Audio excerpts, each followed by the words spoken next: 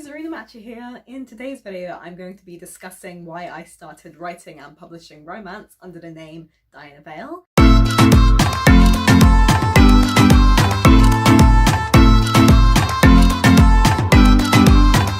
So I have never been an avid romance reader. Up until about the age of 15, I mainly read children's and young adult contemporary literature. And then in my mid to late teens, I read a lot of non-fiction and 20th century contemporary literature and Stephen King. I enjoy a lot of, you could call them book club books, like Little Fires Everywhere and Eleanor Oliphant is completely fine. So why exactly am I publishing romance when I'm not really a romance reader? Romance is popular, romance sells a lot. Any self-published indie author who writes and rapid releases a romance series does tend to do quite well. When most non-romance readers think of romance, we mainly assume that it's a bunch of lovey-dovey, smutty pap. Or at least that's kind of what I used to think before I started getting more into the genre. 50 Shades of Grey really hasn't done the genre any favors. Hey Anna, I want to completely humiliate you and take advantage of your sexual naivety. Then I'm going to utterly undermine the BDSM community by not practicing safe consensual sex because I am a rich asshole and every woman needs a man who treats her like garbage. Christian Grey. Yeah, boy. We say.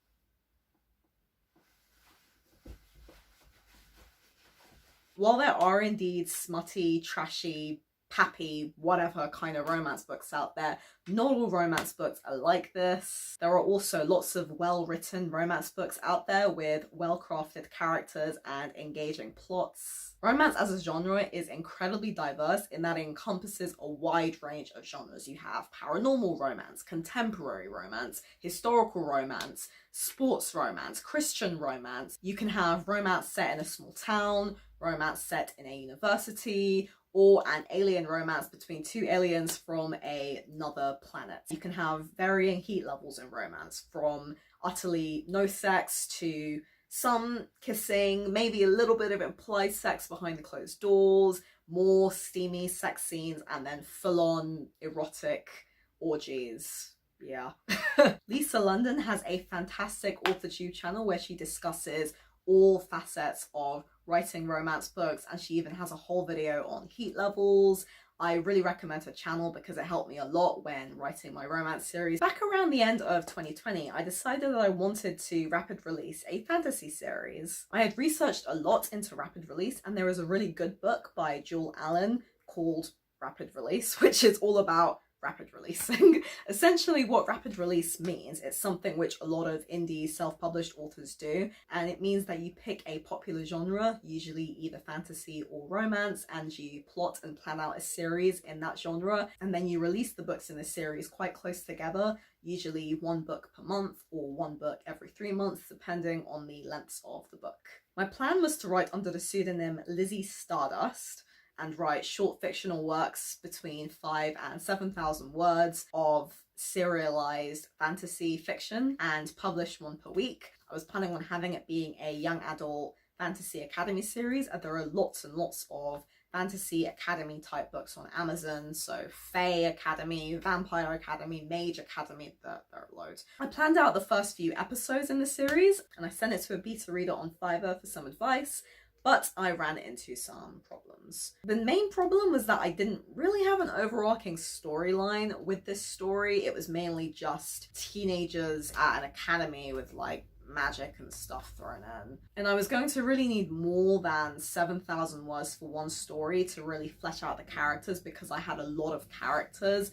I was also writing it more like a sitcom, which the beta reader pointed out. The sitcom style doesn't really work for literature because when you're reading a book, it's a very different experience to when you're watching a TV show. So I decided to put this idea to one side and do something a little bit darker, which is more my preferred style of writing anyway, as some of my published books are quite dark. Planned out this fantasy series based in a alternative version of London where vampires rule the city and mages hunt vampires. I drafted out the first story, which was 12,000 words, which I did in one day, which I really don't recommend. It was a lot, okay? And as you can imagine, my arms were literally dead by the end of it.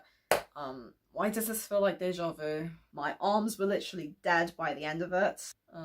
Yeah. Long story short, again, I was going to see that this would require a lot of work, as the thing about writing fantasy, which anyone who writes fantasy can tell you, Jenna Moreci has all kinds of videos about writing fantasy. It's a lot of world building and planning and mapping out. You've got to build a magic system. You've got to decide what kind of fantasy you're doing. And to go back to what I said at the start of this video, I mainly read contemporary fiction, and apart from Harry Potter, Narnia, or Game of Thrones, I'm really not an avid fantasy reader. Any writer will tell you, whatever genre you're writing, you have to read fairly avidly in that genre. So I posted in some indie author groups that I'm in on Facebook, saying that I wanted to start writing romance because I wanted to capitalize on that, and I had tons of ideas, as any writer does, for various romance stories, and they all said with romance, because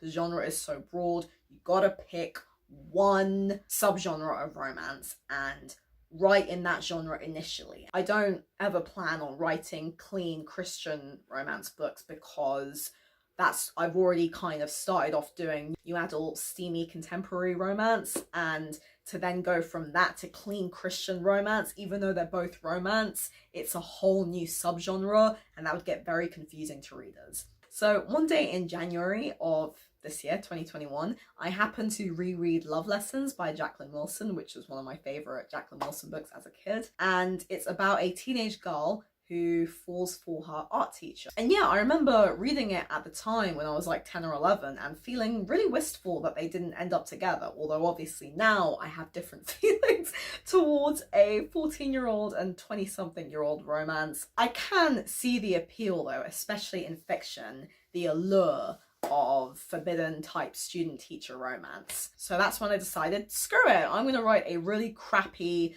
love story about a young girl, she'd be 18, so she'd be, you know, a legal adult who falls for her university professor. And I started with the most cheesy line possible, did not take it seriously at all. 2 days and 20,000 words later, I had written the first draft of Professor Valentine. Yeah!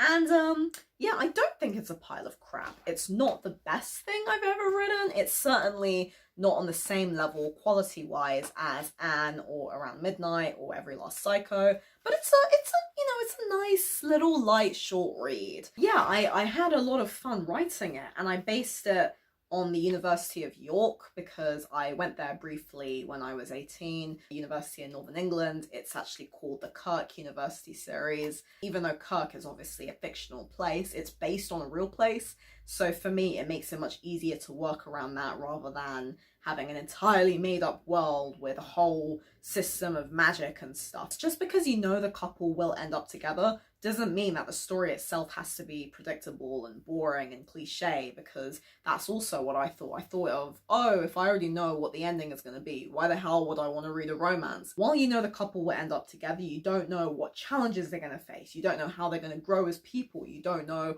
what else is going to happen in the book, what other kind of drama is going to be facing the characters. So that can be quite interesting to read.